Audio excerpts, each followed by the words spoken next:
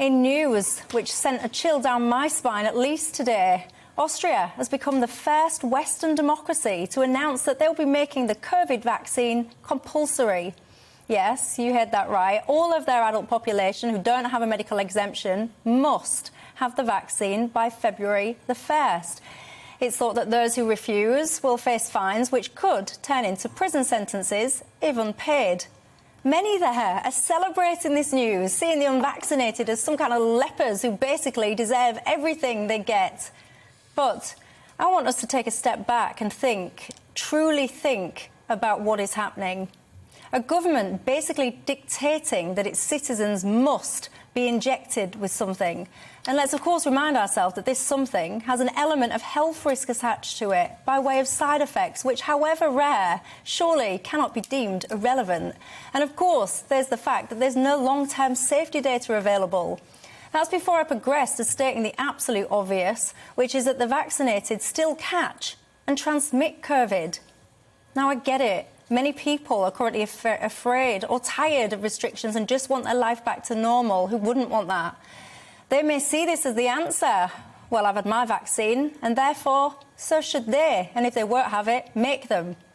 But choosing to take a vaccine and effectively being forced into it against your will are two very different things. By all means, the government can educate, provide reassurance to concerns, answers to questions. But forcing a medical intervention. Every inch of me opposes this. And even if we don't like it, we must accept that there will be those who choose not to have the vaccine. And surely, when we talk about democracies, surely that is their right. James, your view on this? Well, I've little to add to your very eloquent exposition there, Michelle. I think the most disturbing thing I read about this was Angela Merkel actually saying she would use every instrument at our disposal. And I think, you know, whatever the measure is, you know there's going to be more of them coming down to restrict democracy, restrict the right to assembly, restrict dissent, keep people in their homes, lock them down, when the evidence for the efficacy of lockdowns is mixed, to say the least. So I think it's a very disturbing development, and I think the only other thing that's disturbing about it is the number of people in this country, as in Austria and elsewhere, who seem to really want to lay down the law to other people in the belief and the knowledge that they uniquely have that they are right and everybody else is wrong. I think it's very illiberal and very dangerous for democracy, actually. Yeah, and Gary Pennington's been in touch on Twitter. He says, Michelle, please, this is happening in Austria. I'm not interested. There is surely enough going on in this country to worry about, let alone worrying about something that hasn't even happened. Now, Gary, I shall tell you why I'm talking about this, and I'll tell you why I'm talking about it as a top story, because as I've always said, I worry about a slippery slope. You will remember that little sentence about 3 weeks to flatten curbs, and you'll remember conversations that vaccine passports would never be introduced in this country. I worry with COVID, Scarlett, that inch by inch by inch by inch, we have found ourselves into a situation that if you said years ago, 2 years ago to people, fast forward 2 years, you know, you're going to have passports to go to a bar, for example, if you're in Scotland, you're going to have to do this, you're going to have to do that. People wouldn't have believed us. If I'd have said to people, if you don't have your vaccine, you will have to leave your job, people would have said, as Gary is saying now, oh, this is just silly, it's not going to happen. But it is happening, and I genuinely worry that if people don't stand up against this, it'll get worse and worse and worse. Scarlett?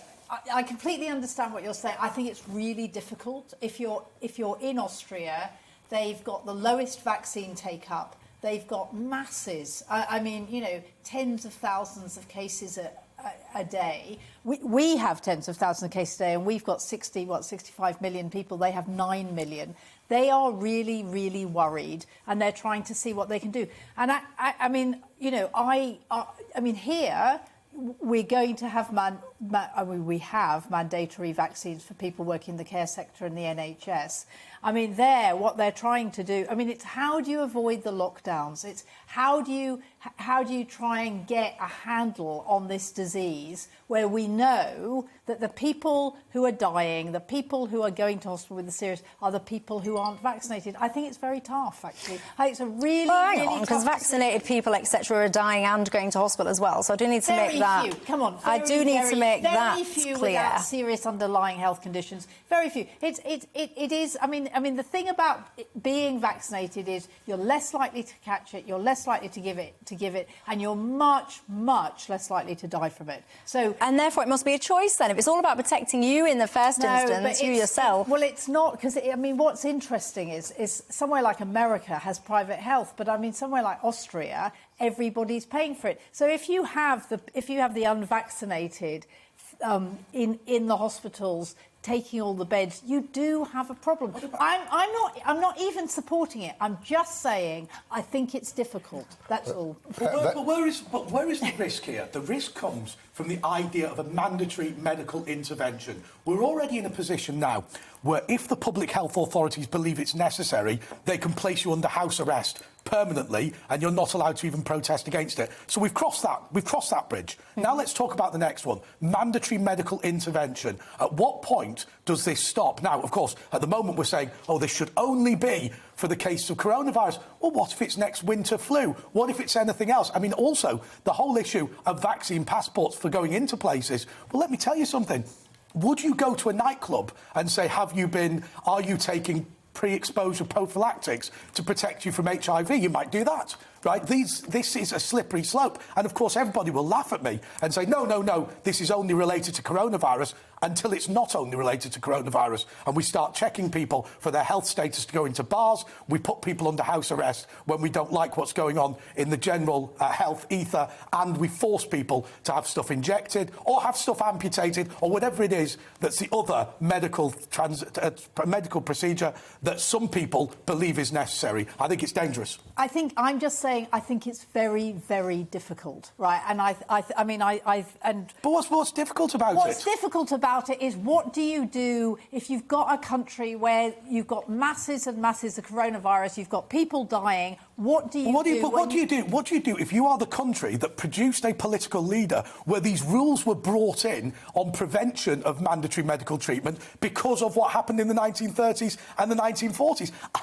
At the end of the day, these rules exist for a very, very important reason, that mandatory medical treatment is wholly unacceptable. The only time it's existed in Europe previously was during the darkest days of Europe's history. So what do you think about here, where you cannot work in a care home without being vaccinated?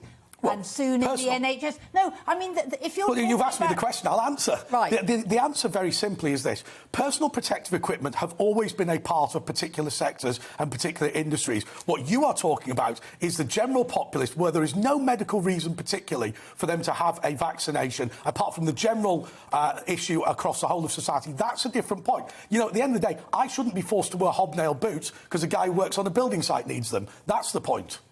But this isn't about that. What this is about is it's how do you stop people catching and giving people coronavirus and getting very ill? It doesn't actually No, what matter. this is about... whether you're in the NHS. So it's fine if you're a nurse, it's fine if you're a care worker, that you're absolutely happy for those people to have it, right? But somehow the general population, where actually they are... they are quite dangerous, right? You're more likely to get it. You're more likely to be ill from it if you are not vaccinated, and that doesn't matter. I think if you cannot see the difference between saying that certain people in certain sectors need to have certain protective equipment and the idea of dragging a little old lady down to be forcibly injected with something she doesn't want, if you can't see the difference between that, then that is the actual risk here, isn't it? Because the public, many members of the public, don't see the difference. They love this lockdown. Andre, just 1 minute. It's in both cases it's a medical intervention, and in one you think it's okay, and in the other you don't. It's not about just because a surgeon, it's not PPE, right? in both cases, it's saying you have to have the vaccination. I'm just surprised. I mean, I'm genuinely surprised that you didn't think that what's happening in Britain is the slippery slope. Sorry, James. Well, I do. Let's get James in. James. Well, Austria's failure has been to vaccinate enough people, and that's something that we shouldn't forget. And therefore, you may say the situation is very difficult for them, Scarlett, but the fact is, this is much bigger than just a medical intervention, as Andre likes to frame it. It's about the general accretion of dictatorial and authoritarian powers in relation not just to medicine, but in relation to travel, in relation to green matters, in relation to fossil fuel usage and heating and many other factors in everyday life. The accretion of those powers to government and the freezing out of the electorate from democratic decisions is part of a wider trend, and it's to do with restrictions on freedom of expression, and in very, very violently with this restriction on the unvaccinated. It's not just a medical matter. It's a matter of the elite trying to divide up the population, increase the level of fear, increase the level of lockdowns and the infringement on democratic rights, increase the level of intrusion on our private lives, and therefore it's much bigger than just a medical. But I think that's the danger to democracy. I think that is a good point, but I'd go even further than that. I think we are now seeing this culture war where people want to virtue signal, and half of the reason for this, demanding longer lockdowns, demanding mandatory vaccinations, is so that you can say to yourself or your dinner party in Hampstead that you are right on and you're supporting the country. But this critique of virtue signalling is so shallow by now, don't you think, Andre? It's been repeated so often. It doesn't explain anything. I'm afraid I completely disagree. The fact of the matter is that I've seen people time and time again advocate longer lockdowns for no other reason than they just happen to like lockdowns. That says something much more widely about the way we are treating this country. Well, Andrew, I hate lockdowns, right? I absolutely loathe Says everyone who supports them.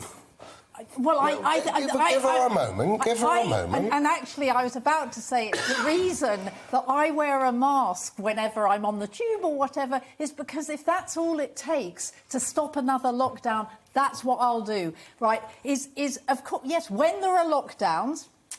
But do you believe that, though, Scarlett? Because people will point to countries that do have mask mandates, that have rising cases. So then when there's a lot of kind of questioning here about, well, actually, are we just trying to chase a goal which is just not achievable, which is everyone's trying to... it feels like they're almost trying to reach 100% vaccination, zero COVID. It's just not achievable. Not everyone is going to want to have this vaccine, and COVID is not going to disappear. So then it's about how do we then manage our way through this? And actually, Michelle, they've looked at all the evidence and they have found out that the one thing that does work are masks. I'm not saying everybody I think the science is even out on that. The science isn't. It came out this week. We shouldn't be dealing with the National COVID Service. What about the backlog? Indeed. What about the mental health deficit? What about what's happened with children, or mainly what's not happened with children? Those things need throwing in the balance. You don't have to be a right-wing free marketeer or into cost-benefit analysis to recognise that, there is not one single disease afflicting Britain right now.